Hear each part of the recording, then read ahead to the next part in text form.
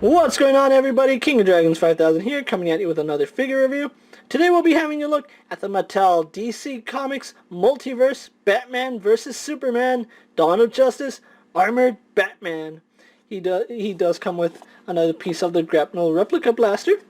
More on that when we get him out of the packaging. You can see he does come with an accessory, this highly controversial gun, and I'm really curious what this gun is.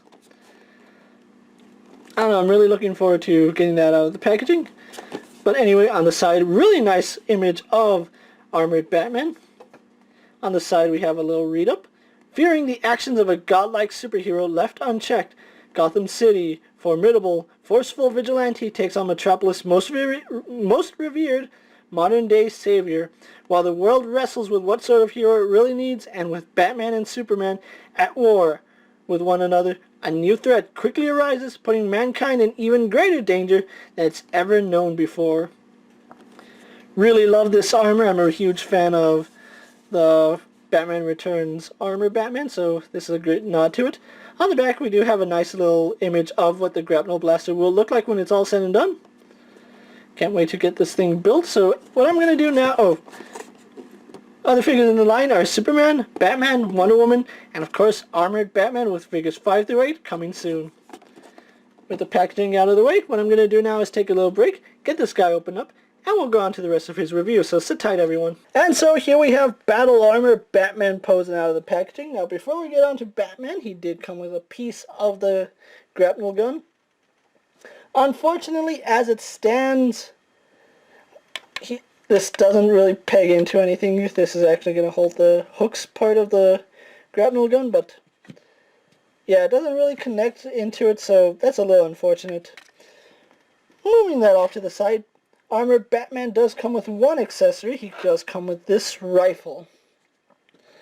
Let's move Batman off to the side so you can get a look at the rifle. Oh, too much. But there's a lot of details on this rifle, and unfortunately it still says China. Like I said, can't do anything about that, but there's a lot of nice detail on this gun. I just wish that it had paint apps. Paint apps would have gone a long way with this gun. Now, I don't know what this gun is. It looks like a grenade launcher of some kind, but I honestly don't know what this gun is for, and like I said, I'm really looking forward to the movie to see what it does, but as it stands, it really doesn't sit in his hand all too well, and it's a little hard getting it into his hand, and his hand doesn't really seem meant to hold this gun, and you can see it's actually twisting and turning in his hand, so I don't know if he's meant to hold this gun. Now let's get that out of his hand, and you can see just by putting it in, it started to warp the handle. This is something interesting I found out. If you recall from this Batman review, he didn't have any accessories, but the gun actually fits in his hand pretty well.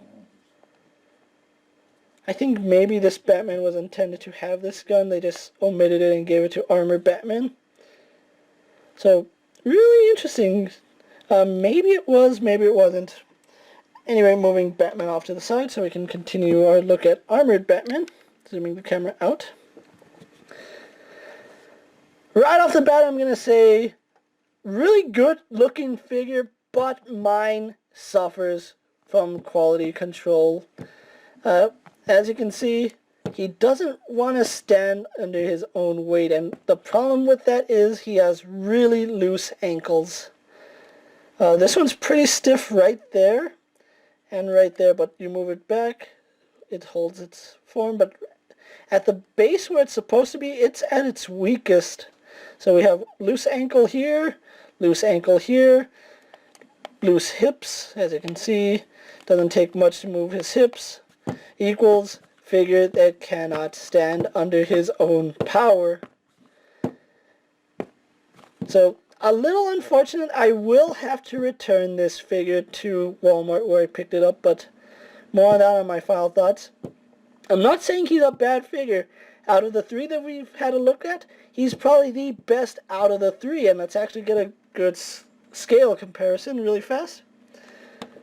You can see he dwarfs Superman. He's much beefier, bigger than Superman. He actually looks like a legitimate threat to Superman.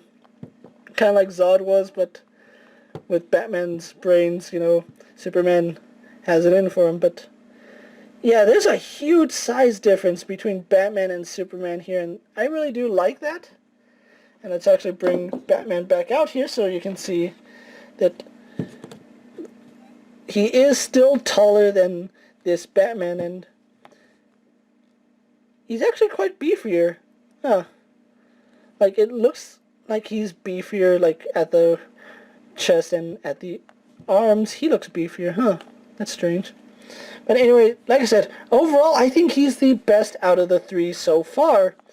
The only problem with mine is the quality control on mine sucks so badly that he will not stand under his own power. I'm a broken record saying that, but it kind of is disappointing when a figure can't support their own weight, especially when you need them in a display. And I'm not a Mint Hunt card collector, so this is frustrating to me when figures have really loose ankles, and the only way to really have them displayed is leaning forward, and even then, his his left ankle gives out on him. Like I said, I'm not knocking the figure, that's just quality control unless I pick up another one and he has the same issue. But overall, he has better detail than both the standard Batman and Superman together, and let me actually show that off so we can get a good look at that head sculpt. You can see right there let's have the camera focus on Batman. You can see all the detail in the mask, all that scratching and wear and tear on the helmet, and that looks phenomenal.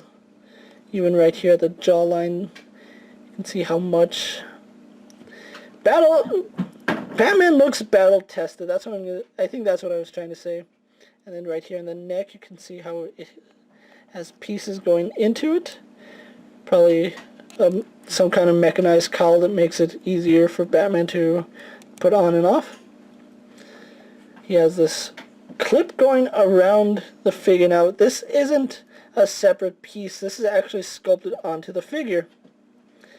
But then we also see that nice wash with more battle damage on the armor. If you move his arms out to the side, you can kind of see a difference in shade from here to here. It's gradual, but it's definitely there. Once again, more battle damage on his armor. And just the amount of detail on this figure is phenomenal.